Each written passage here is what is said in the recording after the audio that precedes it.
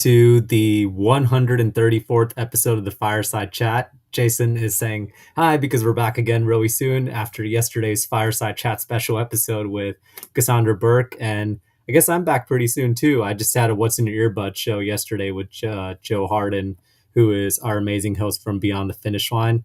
Before we get started, if you're looking for more amazing shows like this, be sure to look up the Everyday Athlete Podcast Network everywhere you find your podcast. That's Apple, Spotify, YouTube. We have more fireside chat shows like this, Fiery Embers. We have Running Tales with Craig Lewis. We have a Beyond the Finish Line episode coming out this Thursday.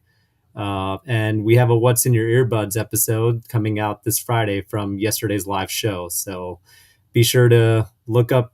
There's something for everybody. Be sure to look up our shows. And thank you so much for joining us. And we have an amazing, exciting guest for you today, who I'm about to really air up with a really hype up intro.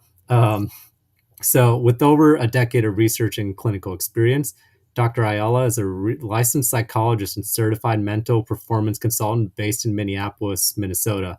Dr. Ayala is a published author of over 20 research articles and book chapters, has written 4 articles for us on Run, Try, Bike, by the way, and has been featured in Trail Runner Magazine, the New York Times, and other media outlets, including Run, Try, Bike, the voice of the everyday athlete.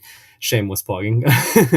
She is an accomplished cyclist, having landed on national podiums in road racing, fat bike racing, virtual racing, and gravel racing over the past several years, and is the proud owner of Scotty Sports Psychology. Without further ado, I am excited to bring Dr. Erin Ayala on the show. Hey, Dr. Erin. Hello. How's it going?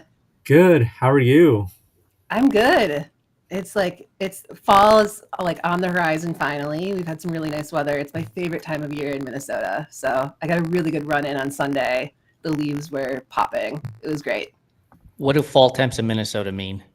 It's relative. So I would say like 60s probably. That's kind of the sweet spot. We were, I think, a high of 70 something today. Gotcha. But then it's the shoulder season where it like turns really quickly. So next week it's going to be freezing like overnights. So we're 2.5 minutes into this show and I've already learned something new. Shoulder season. Shoulder season. That's what, yeah, I call it like, and that's where like we bring out all the layers because the temp can swing from like 42 to like 72 in the span of like one ride or run. So. Oh, yep. Man. Shoulder season. Okay, I'll have to keep that in mind. Yeah, shoulder season. Yep. Fall and spring. That's what it is usually. So to not put a pun on what we were already talking about, we have an icebreaker question for you. Yeah. Yes. Ready for it. Actually, I am going to put a pun on that. We are punny people, but you may have heard this one before, but we have to ask it to everybody who's been on the show. Are you ready for this question? Yes, I think so. I hope so. That's the perfect answer. So without further ado, pineapple on pizza, yay or nay? Ooh, this is a debate. No, it's not. There's only one right answer. I always, honestly, I use this example all the time in my work with athletes. I'll explain why after I answer it. So this is like a weird Minnesota, like indirect response. I can honestly go either way. Like I'll take it, but it's got to come with like red pepper flakes and Canadian bacon. Aha. Like it's gotta come with the other good flavors. Like I'm a spicy, so like bring the pineapple if you want to get this sweet spicy combo, but the like hot spice better be there for me. I can accept that answer. I'm a big pineapple and jalapeno fan. Yes. Jason has something to say about additional toppings with pineapple. Mm-hmm. Yeah, so I think the ratio right now is 99 out of 100 people will say, I do like pineapple on pizza, so long as it also has X, Y, and Z. Interesting. Which tells me you don't actually like pineapple on pizza. Fair. You really want to have all these other things on there. Right. Fair. I half like it. Right. Yeah. It's not my first choice. Yeah, that's right. Yeah. Somehow that hurts more than just a straight no. Yes. If it was on a Cheesecake Factory menu for pizza, I'd be on like page 12 before I decided I would eat pineapple on Totally. pizza. Yeah. Dude, Jason and I totally went to like this Italian place in Moab that had like this really good pizza, and they just stared right through me when I asked for like ranch dressing, and like Jason was just kind of daring me to ask for pineapple on my pizza. But after the Oh, ranch that's funny. dressing at an Italian place, I was like, man. Yes, The yes. waitress was essentially like, "No, we don't do that here. I'm If sure you, if you want that, go down the street. this We're is not not the doing that way. here." So, what's the connection that you said you would answer afterwards to the athletes? Like, so what? How does Yeah. that connect? So I do a lot of work. So as a sports psychologist, I do a lot of work with athletes on kind of finding their why and keeping motivation like relatively high. It's always going to ebb and flow, right? But so when athletes start to kind of lose their way or lose their grounding or their footing in one way or another, kind of starting asking questions about like what races to do or why they're doing this in the first place, I bring in a lot of values work. And so it's basically it's one thing to set a goal and saying, okay, I want to complete this ultra, but goals are so arbitrary, and once that you check the box, then they're done. And so as endurance athletes, we can get stuck on this, like you call it the hedonic treadmill, where we're like searching for our next race and our next high, our next accomplishment, but we forget like, how are you showing up? What are you doing? And so the values, I always say, like, fast forward to the end of your career or just the end of the season, how do you want teammates, friends, your coach, competitors to describe you? And so those are your value system, and that can basically serve as your moral compass. So the example I always use is values are like pineapple on pizza. Everyone has a different opinion. There's no right or wrong answer unless you're Jason and you think there is. so then I say, or like your favorite kind of ice cream. Like we naturally have these preferences. And so then, can you change them? You can try, but we're just, predispositioned to lean towards certain things. And so it's really important for athletes to find that to keep their grounding, and like when navigating difficult decisions, they can use that as their compass essentially. So I want to follow up that answer with a question about continuing to do the same thing from a preference standpoint. So oftentimes I see athletes develop their identity around a specific distance or a specific race. yeah. In other words, I'm the Ironman guy, right? Yep. I only do Ironman. Mhm. And then something happens, whatever it is, right? Maybe they DNF, or maybe they can't get the training in and they now need to go race an Olympic distance, Yep. triathlon, and it's hard for them. When you're working with athletes, is that something that you see? And if so, how do you help them navigate that idea that I'm the ex-athlete versus I'm an athlete in general? Yeah. Yep. It's so hard. And I see it happening with after like a significant injury, with recovery or rehab takes a lot longer than expected. And then they start asking questions of like, okay, when I first got injured, I assumed that I would just get back to how I've always done things. And then they realize for one reason or another that that's not the goal anymore. Sometimes because they can't, like physically, it's not, their body's not going to allow them to do that. But the other time I see it a lot is during these big kind of life stage changes, like having kids, like new career, other like just big life shifts, a big move where the like environment shifts and it's harder for them to show up and train to the same extent that they always have. And then they start to ask questions like, well, am I still an athlete if I'm not doing Ironman distance, or if I'm not going all the way and like racing in the pro elite anymore? Because they feel like they're shortchanging themselves because they're comparing themselves to this like last previous chapter, which that chapter might not make sense for them anymore. And so that's the work that we do. And basically like, okay, what's really important to you? Like as a pretty common example, it'll be working with parents. So they may be in their like 30s or 40s, 50s, where depending on where the kids are, like it just creates strain and stress to train for an Ironman. It takes up a lot of time, especially if the partner is not an endurance athlete, there can create this like big difference in terms of household labor.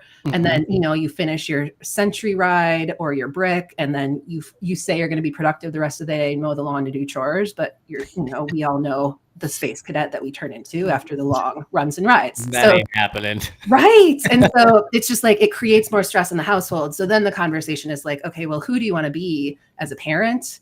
As an athlete, like, what is the middle path? And often it's cutting down on distances and being like, okay, I'm going to do 50 milers instead of 100 milers this next year. Like, that's just the new guardrail for me, and helping people create those guardrails in a way that still feels meaningful. And then going back to that value system, I'm like, you can still do all of those things that are important to you in a different distance.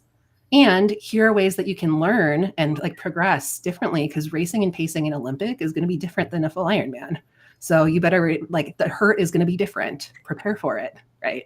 So yeah, I find that really fascinating. Also, the idea of like rails and like doing the things that you love with like different distances, because one of the things that I struggle with after my first Moab DNF 2 years ago was kind of like letting this whole identity encompass me. Like Jason was saying, being the Ironman guy, I was the ultra runner, and that's all I felt that I was. That's where my value was from. Yep. And, realizing that us as human beings, like, we are so multifaceted. We have other roles in our lives. Like, I am also a business partner to Jason. I'm also a sibling to my sister. I'm also a son, and I'm also like so many other things, a partner. And so I have to imagine like a lot of the dynamic has to be trying to like not let that athlete identity just be the one thing, and like finding a balance in that dynamic of like all the multi-facets that you have. Yes. Yeah. And being able to like still recognizing like balance is going to look different at different points of the season, and being okay with that, but being proactive and intentional, and being like, okay, I know I can't go really hard with like work and entrepreneurship at the peak of my like build before like Mid-South double. Okay, I know February, like, I'm going to have to like create some guardrails for myself professionally so I don't burn myself out or get injured, right? And then the flip side being like, okay, November, December is going to be a quieter season for me professionally. So then I can really lean into other areas of life, like catching up with friends who I haven't seen in a long time, spending more nights in with my partner and just hanging out and vegging on the couch. Like, what are those other things that I haven't made room for because of other priorities? And then it just like the pendulum swings the other way. And that's okay as long as you're proactive.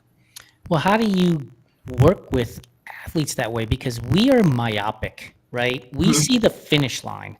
I know that I have a race on April 12th, and that's all there is to it. And I've built out my training plan to go backwards, including taper and everything else. Yes. This idea that I'm now going to think about, well, busy season for work is here and busy season for my kids is here. Like, that doesn't happen for the vast majority of us. How can we make that so that it is something that we can focus on and think about and be proactive instead of reactive and creating stress and anxiety in the household? Right. So what I basically do is I work with all my athletes and saying one of the first kind of lessons that I teach is just as human beings, we like to avoid difficult thoughts and feelings. It's our MO. It's just how we're wired. If I could 100 miles, then I would do that before having the difficult thoughts and feelings. Exactly. And like endurance athletes, especially, we're a very interesting cast of characters because we sign up for this physical pain, but we are really good at avoiding the emotional stuff in general. Like, it's a coping mechanism. And so what can happen is we set the goal for the race, we work backwards, we've got the training plan, and we go for all of the green and training peaks or final surge and check the boxes. But then what are the other things that we're unintentionally neglecting behind the scenes? So what I do is I have these conversations, and like one of the analogies I often use with athletes comes from like baseball and softball. So if you visualize kind of an overhead shot of a baseball field, and then you imagine someone hits a fly ball all the way to the back of the outfield. The outfielder is running backwards, focusing on the ball. How do they know when they're going to hit the wall behind them? Any idea? Well, I mean, as a baseball player, you have a sense of where that wall is based on the fact that you've done this numerous times. Yep. So you have an idea that the wall is, for example, 385 feet away from home plate. You also know that when you're standing in the outfield that you might be 285 feet away from home plate. And as Yep. you drift backwards, you know, when I run at this speed, it's going to take me 5 seconds to get to the wall. Yeah. And so, and then you're running, but then you're looking back, every now and again to just make sure you know where you are at on the ball field. Right. Yeah. So a lot of it is intuition. So another thing that's there that often we don't pay attention to is if you think about like that overhead shot, there's a warning track where the terrain changes, right? Like the purpose of the warning track is to warn athletes that they're about to hit the wall or the fence behind them. But how often do they actually pay attention to that? And like the goal is to like pay attention to that change in terrain underneath your feet. So, but often we're so focused on the ball that we just ignore it altogether. And yeah, there's like peripheral vision, kind of like looking back, like, how am I doing? So as athletes, we have to do the same thing with like life training and figuring out what does your warning track look like and feel like. And then being proactive, because otherwise it just fosters like resentment and frustration in the household, difficult conversations, tension right during your big build. And then you grow frustrated because like they don't understand, da, da, da, da, da. So the warning track usually is like changes in sleep, changes in eating. We get more irritable. The example I always use is like I get frustrated because I feel like my partner is chewing carrots or chips too loudly. Like that's one of my telltale signs of my personal warning track. Double booking appointments is another one because usually I'm so type A. And so if I like double book something or forget a meeting, that's a sign for me. And so it's like, okay, I know these are my telltale signs. So then when I'm dialed and like things are going well and I'm in working order, what does that look like? And then the kind of key question that I ask is, what feelings do you have to make room for in order to let that happen more often? So for me, it's usually like worries of like not being good enough or like dropping the ball or not being productive enough, or like that's what kind of feeds me to continue to go. For a lot of endurance athletes where like the exercise is kind of this compulsive thing. It's like, I don't want to fall behind on training. Like, what if I have to miss a workout later this week? So, okay, you have to make room for that anxiety that you're going to sit with and those worries in order to show up proactively as the athlete you want to be. Does that make sense? Yeah. And I know I'll turn this over to Jason afterwards, but I do want to quickly say, like, one of the things that Jason and I always actively talk about is imposter syndrome and how we both have it.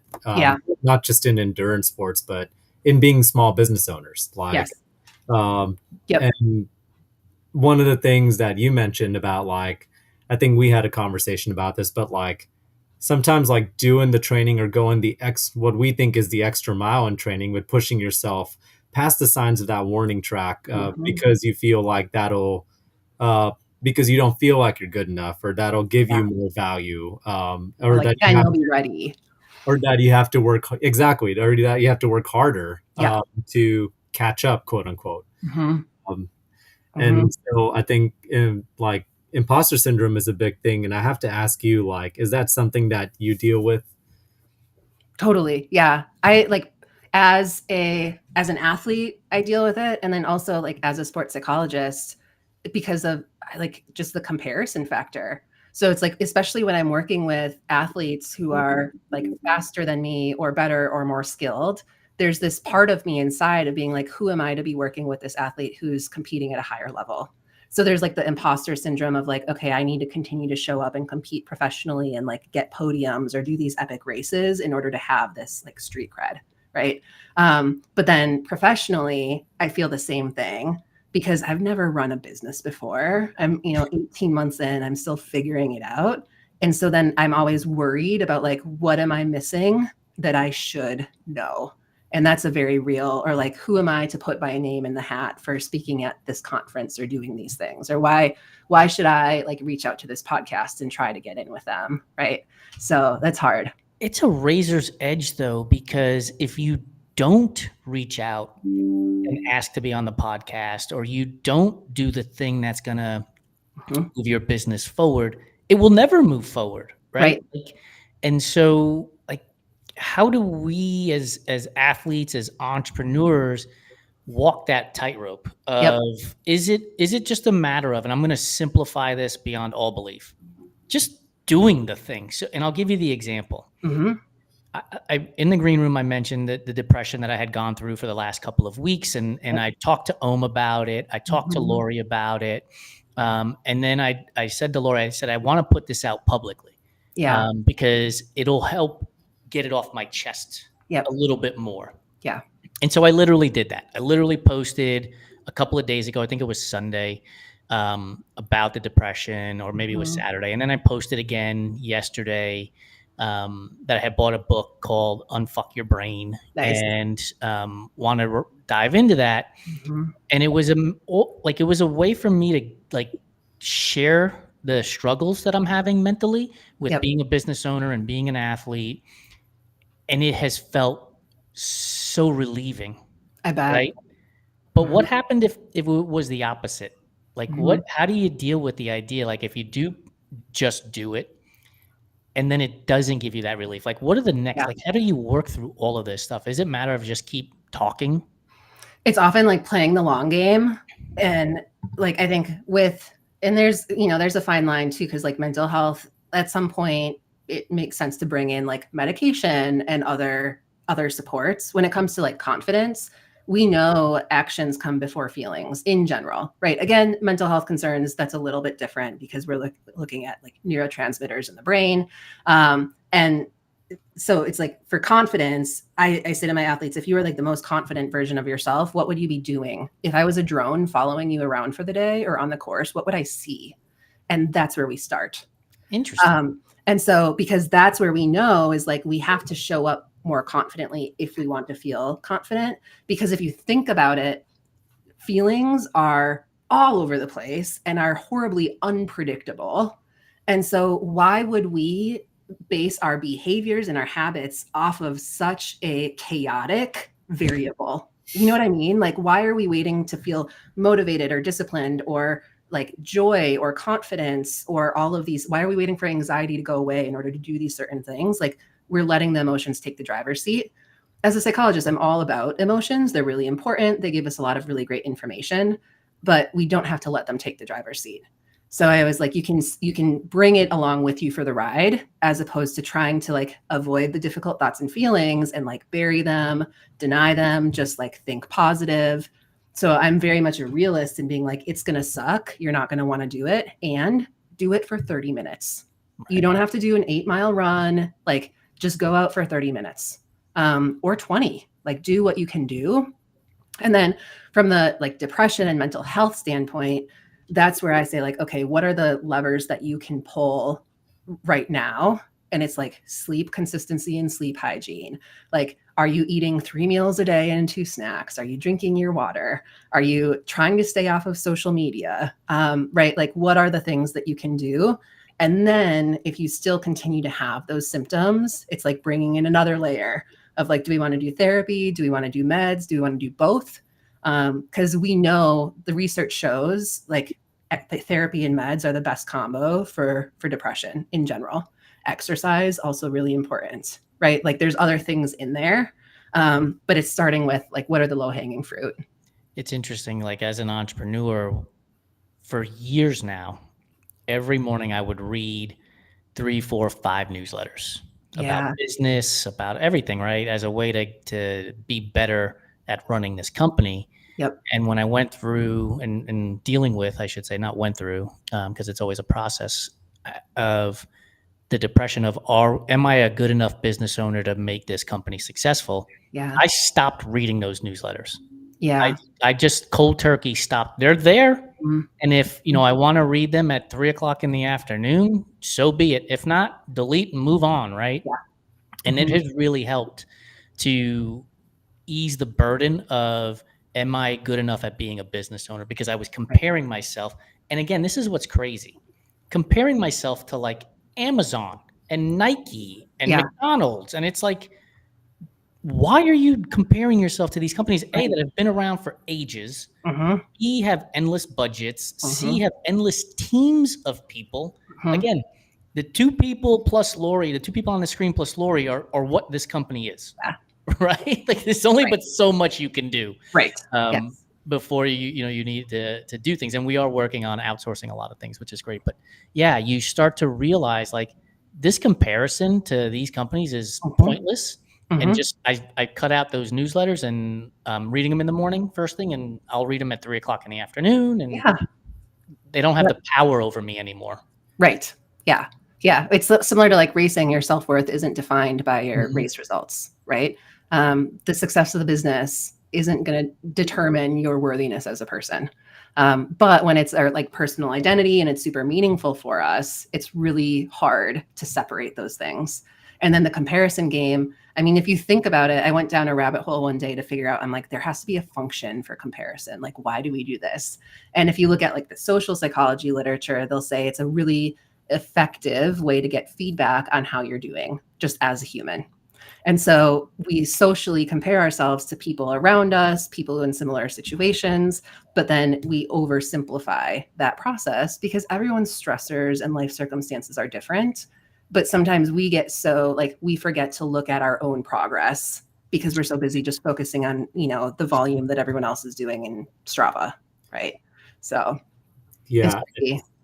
Yeah, I mean, it's Jason and I have to have like we talk every week about the business, and sometimes one or the other, either me or him, has to remind the other person of how far we've come. Yes, as business, as individuals, because we have this myopic vision, and I think, and I want to pose this question to you, but like, I made a post about this as well with my DNF for Moab, like this fixation on like sum zero, like I either did it or I didn't, I either got on this podium or I didn't, I either finished this or I didn't, like I've either hit this mark or I didn't, or similar to what you were talking about, like I either did the 8-mile run or I didn't, this all mindset.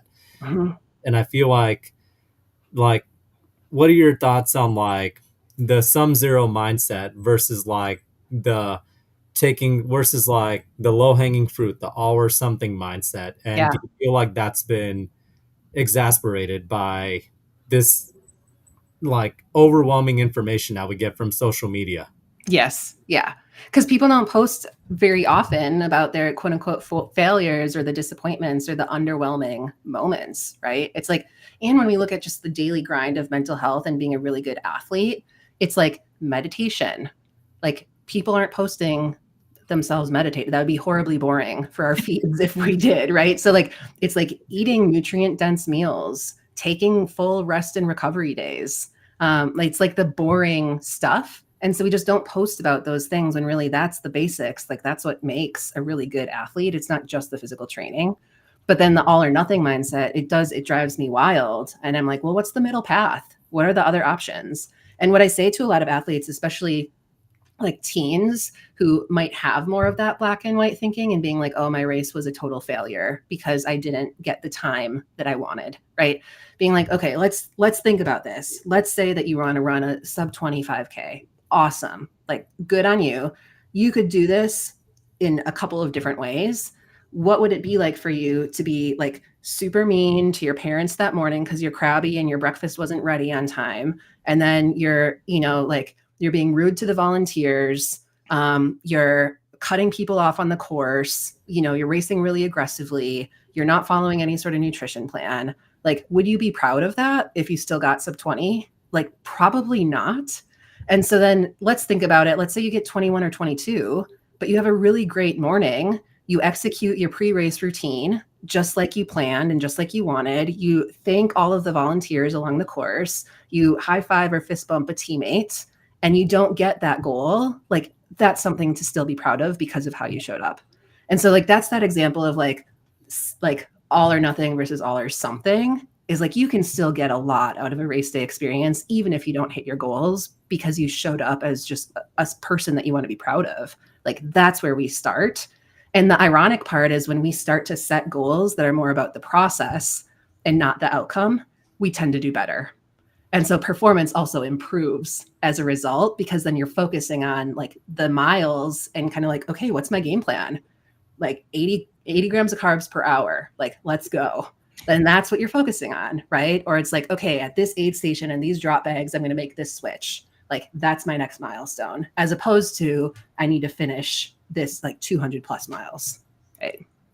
How do we change the narrative to having more fun? How do we change the conversation to having more fun? Because as you're talking about the boring things, Yeah. I'm like, yeah, eating a nutrient dense meal, that is boring, right? But we can make that fun. Like, here's me eating a burrito and it explodes all over me and whatever, Totally. right? Yeah. Or I was at yoga and I was in the middle of this, flamingo stretch, and I fell over and I knocked two of my other Right. students in the class. Like, we need to Yes. make it fun so that people do talk about the boring stuff I more agree. often than not, right? Mhm. Because I think one of the things that we run up against, and we just started a TikTok account about a month or so ago, and I scroll on TikTok, and it is this mentality, it feels like, from what I'm seeing. Mhm. Go hard at all costs. Go Yeah. hard no matter what. Yeah. Always be showing up. Never miss a Monday. And all of this, pardon my French, but it's all bullshit. Rise I've and missed a grind. lot of Mondays. Mhm. And Yes. I've been doing this stuff for 17 years. There's been a Yes. lot of Mondays I've missed, and I'm still Mhm. here and I'm still doing this stuff. So how do we change the conversation so that people recognize that the boring is fun, that taking a rest or a nap is important and it's also fun? Like, how do we change that narrative? Is it literally just, again, continuing to just talk about it? I think so. And then I think it's also understanding like the reality that any of the like influencers on social media with like quick fixes or hacks it's going to be BS. Like, there aren't any quick fixes. And that's the boring part of it. It's like, So you're telling me that if I eat 7 grains of rice with 3 squirts of lemon juice, I will not become a 2-hour Right. marathoner? Right. Yes. Right. And just like, and also, I mean, it's different, I guess, with like Mamba mentality, for example, and just like this, like rise and grind, get in for my 3 a.m. workouts. I'm like, at what cost? Like, is that worth it for the everyday athlete? Like, not in my book.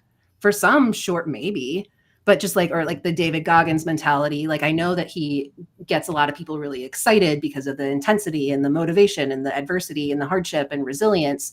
And like, is that sustainable for most human beings? It's not sustainable for him. True. Let's be honest.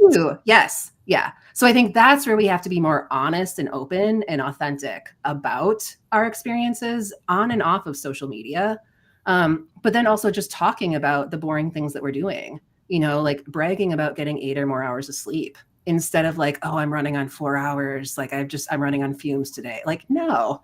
But then also when we get those types of comments, like being willing, depending on the relationship with the person and how much energy you have in the tank that day, being willing to address those comments and being like, is that what you're going for? Like, is that something that you're proud of? And then being willing to challenge it and being like, I've started like really prioritizing sleep and it's been a game changer. I get so much more done despite like in a shorter amount of time because I'm well rested. Right. Yeah. We have a t-shirt that says, you keep grinding, I'm going to nap. Like, exactly. We're trying to, advocate to go take a rest. It's okay. Yes. One of the friends of Run Try Bike, Santino Williams, posted today, and this is a good question for you too. He's like, I just ran a half marathon. My plan says I should be recovering, but I feel good. And I want to go run today as opposed to resting today and then doing my short run tomorrow that I'm supposed to. And I was like, dude, I would vote for rest, because you go out and run today, you're going to then get tomorrow's schedule and you're going to be like, I don't feel like running because I ran yesterday. And then you're mentally going to be like, oh, I'm missing out on the thing that's on my training plan that I'm supposed to do because you skipped out on the rest for today. I agree. And he said, you're absolutely right. And I joked around with it. I'm like, my name is Jason Bahamundi and I support this message. Yes. Yeah. But like, I think it's super important what you're saying. It's just like, stick to the plan unless there's a really compelling reason not to. And then listen to your body and like how it's responding to training, but it's like because a lot of athletes, I think, will make the mistake of being like toward the end of the season or at this place. It would be like for for example, coming off of a killer season and being like, you know what, I'm just going to take this fitness as far as I can. Like, I'm in really good shape. I'm just going to ride it out and keep going. And then what's going to happen? He's going to get sick or injured and or plateau at the beginning of next season. And like, that's not, no endurance athlete wants to sign up for being flat all season long because they tried to take advantage of their fitness. Like, no, we get stronger when we're resting. That's the adaptation response. But that's a lot of the like education that I provide my athletes as well, is being like, getting in one more workout, you're probably just hurting yourself in a lot of ways. So yeah, lots of feelings about that. Same here. Again, I've been doing this stuff for 17 years. Yeah. I've had burnout from Ironman.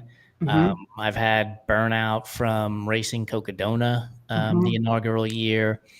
But the one thing I have never been is injured. In 17 years of participating, I've never been injured. And a large part of that is because I've taken the time off after big blocks of training or after the big race.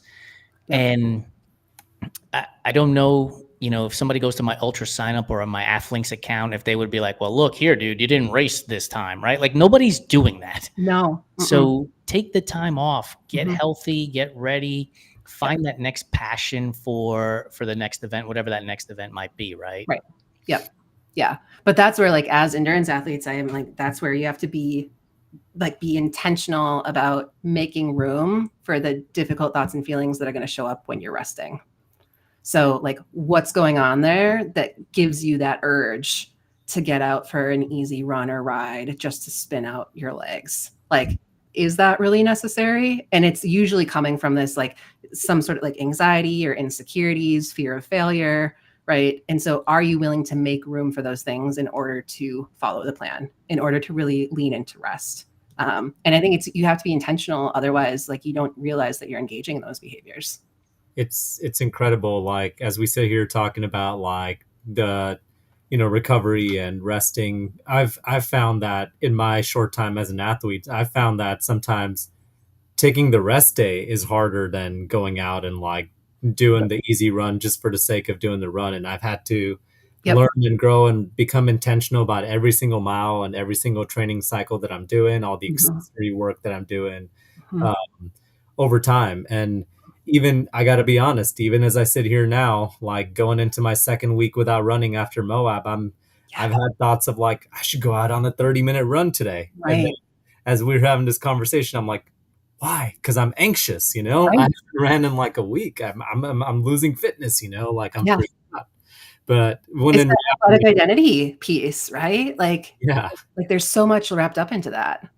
Is it identity? As much as it is, I need to get the kudos on Strava, or I need to get the thumbs up on Instagram or my TikTok video, like, or is it a all rolled into one scenario? Yeah, I think the latter reinforces the former. So like every time we get those likes, those comments, that engagement, it's reinforcing our athletic identity because we're posting about something related to being an athlete. And so it like creates this like cycle where we're like, okay, I need to get more hits, more likes, whatever it might be, more content in this area. Cause then that reinforces like, yep, I'm doing it right. I'm good enough. I'm fast enough. I'm strong enough, right? I'm on the right track. It's crazy to me because we also then can't figure out how to get out of the rabbit hole. Yeah. And I'll give you this example. I haven't had a Strava account in about 4 or 5 years. But when I was on Strava, there was somebody I was connected to who, without fail, 3-4 times a week, the title was Easy Run. And you click on it and you open it up and it's zone 4 and 5. And you're like, there was nothing easy about this other than you pressing start and stop on your watch. Yeah. Everything else about this was hard. Yeah. And you could see the throughout the training cycle, right? The pace is getting slower. And then the I didn't meet my goal at my A race. But that need to prove to somebody, whomever that somebody is, that your easy pace is a hard pace. It's an effort.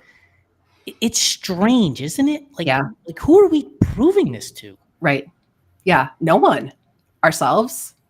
I mean, I guess that's the deeper answer, trying to like prove it to ourselves. Yeah, but we know we're lying. Yeah, totally. Yes. Like we know that when I was running at my easy pace, I was huffing, I was puffing, I my was muscles were struggling. burning. And yet I go into Strava and I type in easy pace. Like Yeah. we know we're lying to ourselves. Yes. And so we're really looking for validation from Suzanne in Sarasota, Florida. And I'm sorry, Suzanne in Sarasota, Florida, that I used your name as an example, but like that's what we're looking for, right? Some stranger on the internet to be like, kudos. Yep. Like validation from other people.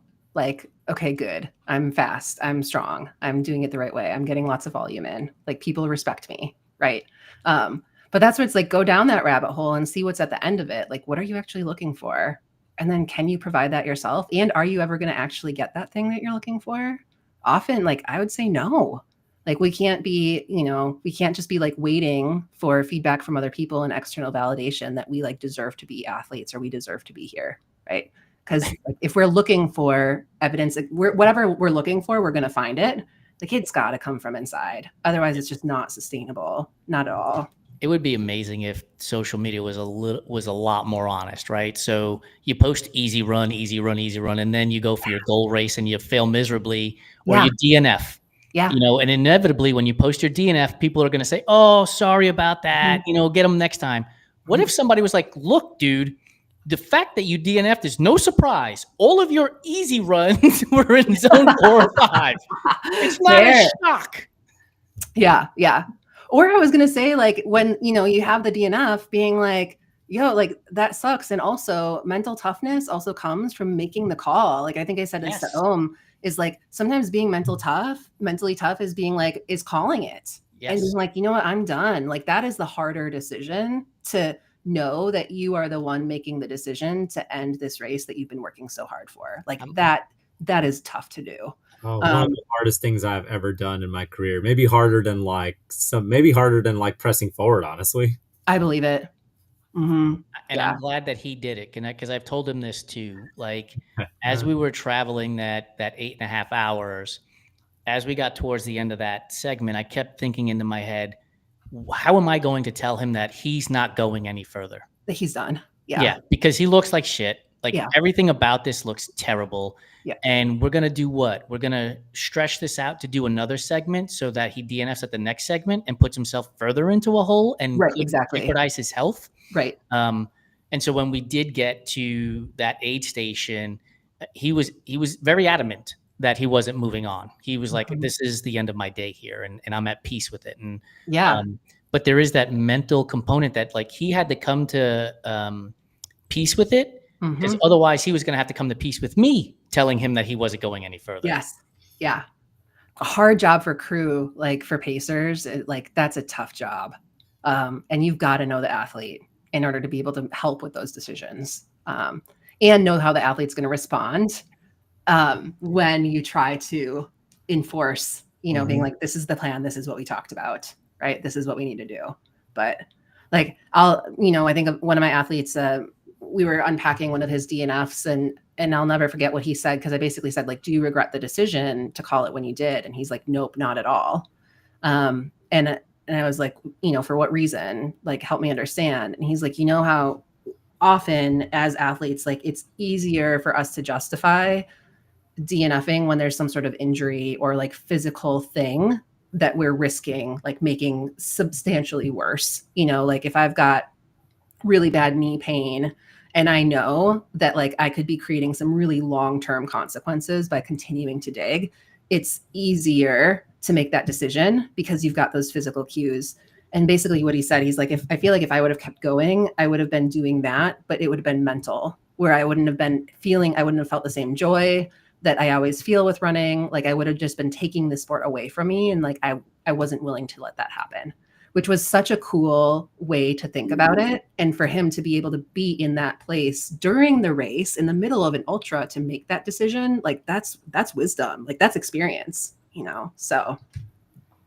Yeah, I mean, it reaffirms my decision that I could not eat for like the next 24 hours after the race. And I joke, I've made a line out of this, but because you got to have fun with it. But I absolutely look like Skeletor from He-Man when I got back from that race. I believe it. Yeah.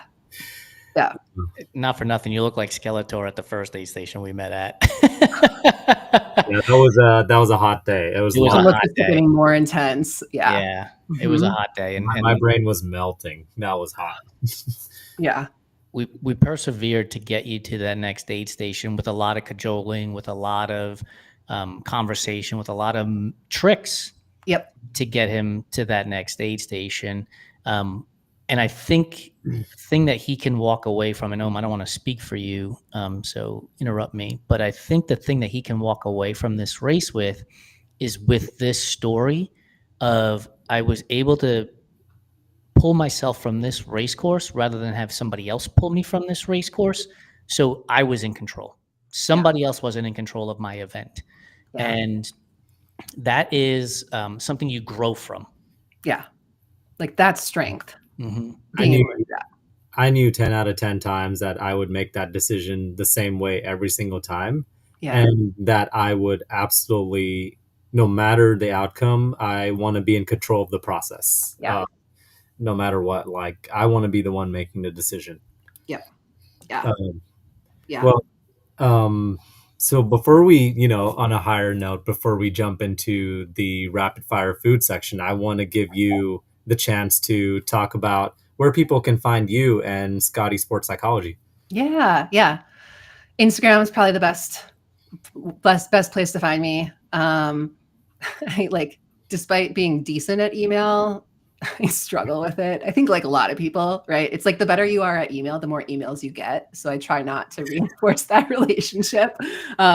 So Scotty, it's SKADI, sport psychology. Sport is singular. I don't know why sports psychologists, we just say sport singular instead of sports psychologist. I have yet to figure out the reason behind that. But so Instagram, and I post every day. I very rarely miss a day. When I do, I have to give myself grace.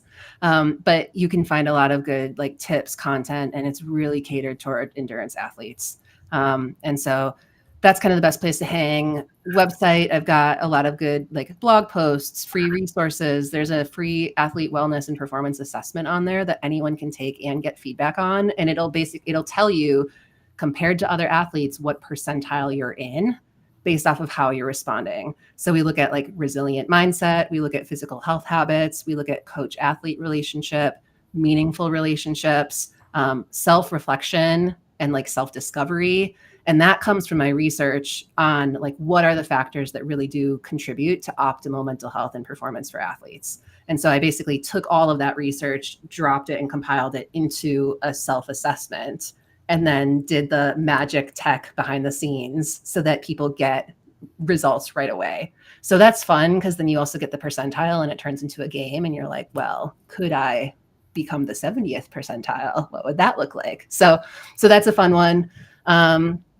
Aside from that, we'll have some upcoming like events, and I'll talk more with Run Try Bike about it as we get closer. I've mentioned it to Ohm. We're going to do like a winter athlete summit. So I'm calling it the Scotty Athlete Summit, and that's going to be probably January 11th, 12th.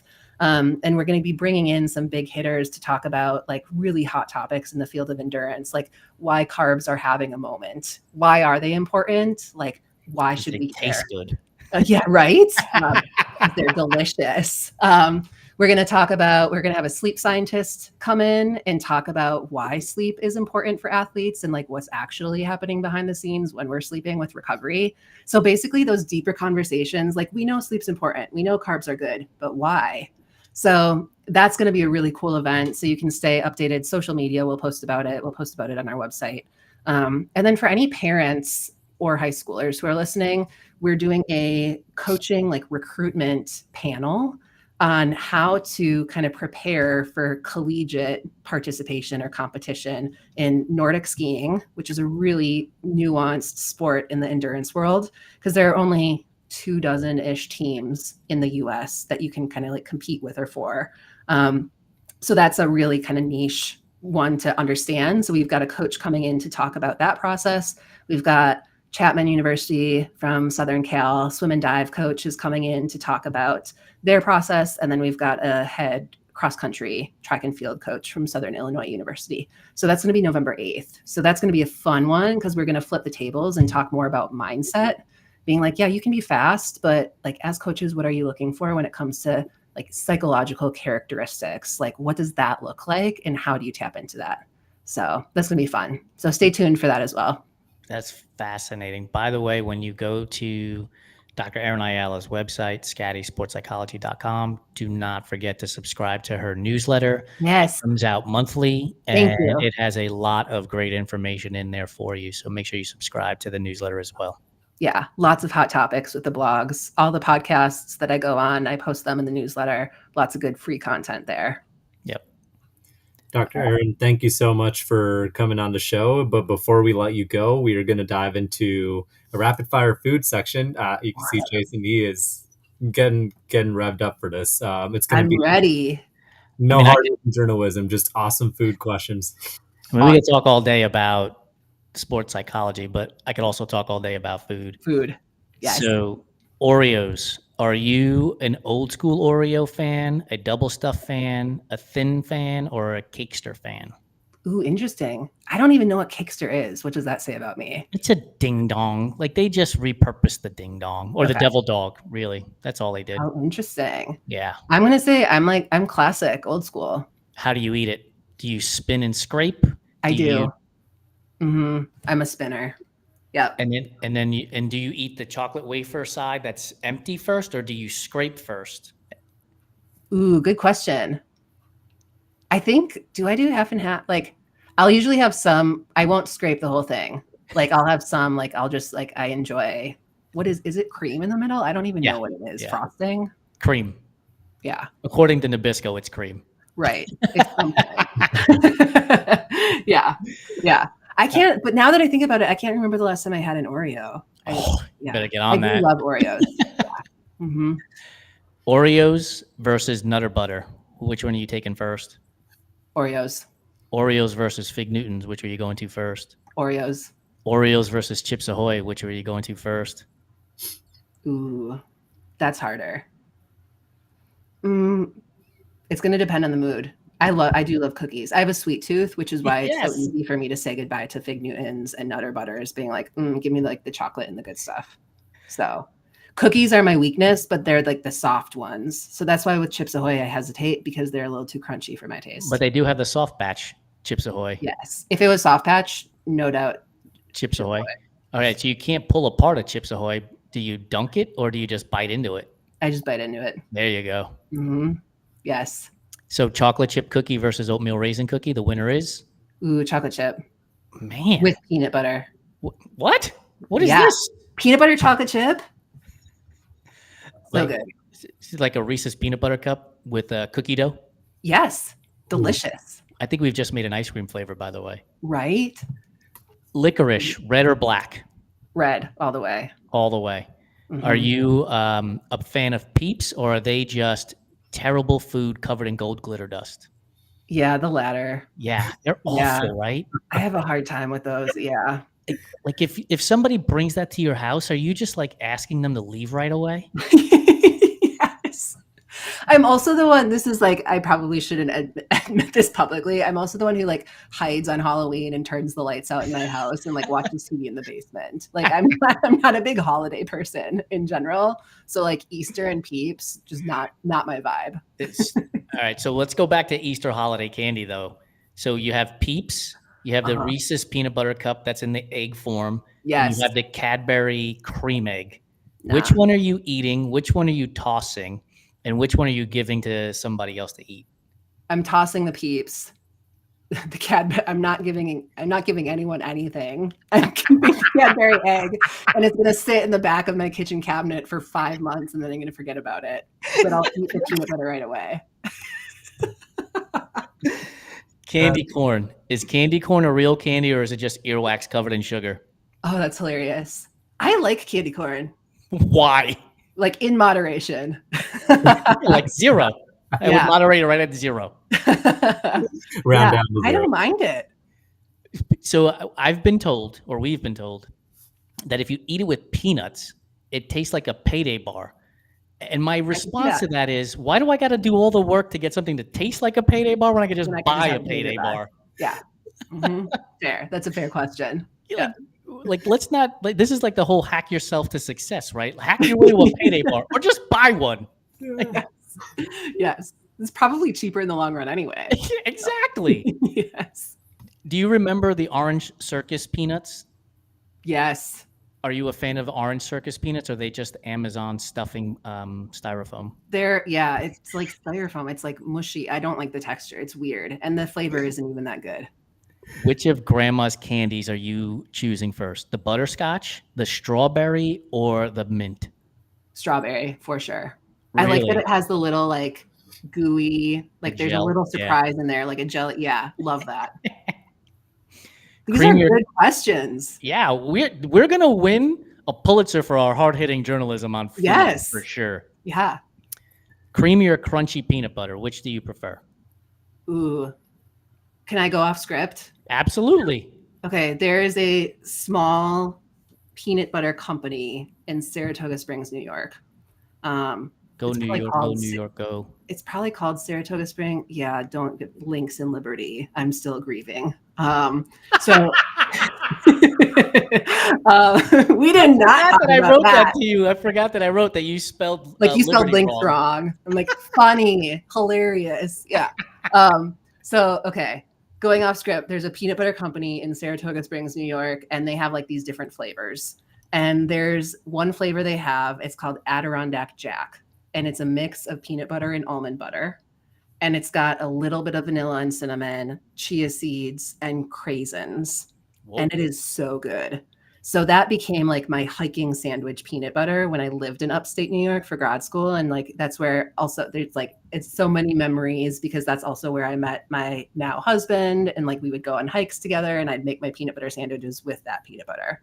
And then one time when he really won me over, he made peanut butter cookies with that peanut butter.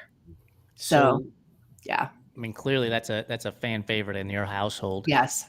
But you said peanut butter sandwiches. So are you opposed to peanut butter and jelly sandwiches? He loves them. I love peanut butter and banana with a little bit of honey. So have you ever been tasked with making him a peanut butter and jelly sandwich? Nope. He doesn't trust me. I would probably make it wrong. Yeah. He's very particular about his PB&J. Yeah. People are really particular about how you make their PB&J sandwiches. Yes. Like for me, it's peanut butter on one side of the bread, jelly over top of that peanut butter, and then bring the other slab over and then cut it into 4 triangles. And then you eat it with the pinky up in the air because you're having like little tapas, right? Like that's how you're supposed to do it. Right? I don't know. Yeah. Yeah. Right. I'm a peanut butter and banana gal. Open-faced? Nope. You put another slice of bread on top. Mm-hmm. Are you adding honey to that banana, peanut butter banana? Yeah. Mm-hmm. And then you got to have something to drink because all of that smushy stuff is just going to stick right to the top of your mouth. Yes, it will. Yes. Yes. Either iced coffee or water. There you go. Yeah. Is red velvet cake a real flavor or is it just chocolate cake dressed up to go to the prom? Oh, that's funny. I think it's a real flavor because it's different than typical chocolate. Yeah, we've heard that before, but you know, when it's mass produced, they're just charging you for the extra red food dye that doesn't go in the chocolate cake. Extra with like red 40 and other chemicals and additives. They're like banned in Europe. You go to that diner and it looks so good, but you realize the slice of cake is $8.99 and the chocolate cake is $4.99 and you're not getting anything different. Yes. Yes. That'd be a good experiment, actually. It would be. See, we need a control group. I'm happy to eat the chocolate cake in the control group. Yeah. Yeah. Funny. Favorite flavor of ice cream is? The first thing that came to mind was chocolate chip cookie dough. Nice. Yeah. Classic. Favorite. I do like cookies and cream though too. That's another good one. Cookies and cream is hard to beat. I'm a mint chocolate chip fan. Yep. Cannot go wrong with that. Yep. Oh, I don't know yours. What is yours? My favorite ice cream? Yeah. Cookie dough. Yes, we're on the same page. Yeah, I love cookie dough. Yeah. With like caramel swirl through it or just straight cookie dough? Straight cookie dough. Oh, and if I had to go with anything without like anything in the ice cream, I would say butter pecan. Ooh. Ooh, I do not agree with. I'm not a big butter pecan person. I don't know why. Favorite flavor of cake is? Ooh, oh man, some of these are hard questions. I'm gonna. You may not appreciate this. I'm gonna say red velvet. That's recency bias. That's pure recency bias. Totally is. Yeah. I'll help Yeah. you out. Italian wedding cake, birthday cake, chocolate cake, lemon cake, carrot cake, and there's a lot of options right there. My favorite kind of dessert is tiramisu. So if you could turn that into a cake, I'd be sold. Tiramisu is a solid choice because you're getting espresso in there. Oh, that's so good. Yeah. A lot of different textures. I also actually, so here's my real answer, ice cream cake. Yes. Yeah. Oh, and you lived in upstate New York, so you remember Carvel, don't you? Yes. Yes. Mm-hmm. You Fudgy the Whale could not be beat. Right. Hands down the best. Fudgy layer and like the yes. New Yorkers know Fudgy the Whale, hands down the best ice cream cake to ever be made. It was so damn good. And now I need to go get some. I think they sell them in the grocery stores. Favorite pie? Banana cream. Oh, really fast on that one. No hesitation. I grew up in like the restaurant business. My dad owned a Perkins restaurant. Yes, I remember Perkins. Yeah. So like, I don't know why, I just have like memories of their banana cream pie. So it's one of those like childhood memories where, because he would always bring home pies for like Thanksgiving or the holidays from Perkins. There you go. Yeah. Their strawberry pie was also really good, now that I think about it. Favorite donut flavor? Ooh, that's a tough one. I'm going to say like just like classic, like plain like cake donut with like chocolate icing and sprinkles on top. Oh, I don't need all that stuff. Straight up plain old fashioned. Like I could dunk in the coffee if I want to. Like, actually, I need to change my answer. Apple cider donuts. Apple cider donuts from upstate New York. Yes. Yeah. Apple cider donuts. Like this time of year. Oh, they're so good, especially when they're fresh. We lived in Seattle a year ago and we went to the apple farm and we bought a dozen donuts and I had to literally control myself by putting them in the freezer. So I wouldn't eat all 12 of them in one sitting. They were so damn good. Yeah. Can't be beat. For any like Midwesterners, Door County, Wisconsin has really good cherry flavored donuts. Ooh. Like, because they're known for their cherries up there. Yeah. So good. So for anyone who travels that way, that would be worth checking out. We'll stick with the apple cider. So are you going apple cider or pumpkin spice? Pumpkin spice. Oh, yeah. Mm-hmm. So you decide that you want to have a pizza for dinner. Yep. What do you call the place that you go to? Like here locally? Yeah, not the name of it, but like not the specific name, but the general name. Oh, good question. I don't know if I would call. I think I would just say, let's go get pizza. Yeah, you don't say I'm going to go to the pizza restaurant or anything like that. Yeah, see, as a New Yorker, I'm going to the pizza joint. Like that's just the way it comes out. It's just natural. Yeah. Yep. You know, and so I had this interview with John Gray of Pretty Neat Performance, and I asked him that same question, and he was like, "I'm not cool enough to use the words pizza joint." And like then we just started riffing, and I was like, "Look, as a 6-year-old, I was way ahead of my time. This idea that you'd have a joint with pizza." Right. You know, like the 12, the 13, 14, 15-year-old kids were like, what's that kid doing? Let's go hang out with him. He's going to the pizza joint. Like I was way ahead of the time. Oh, that's funny. Yeah.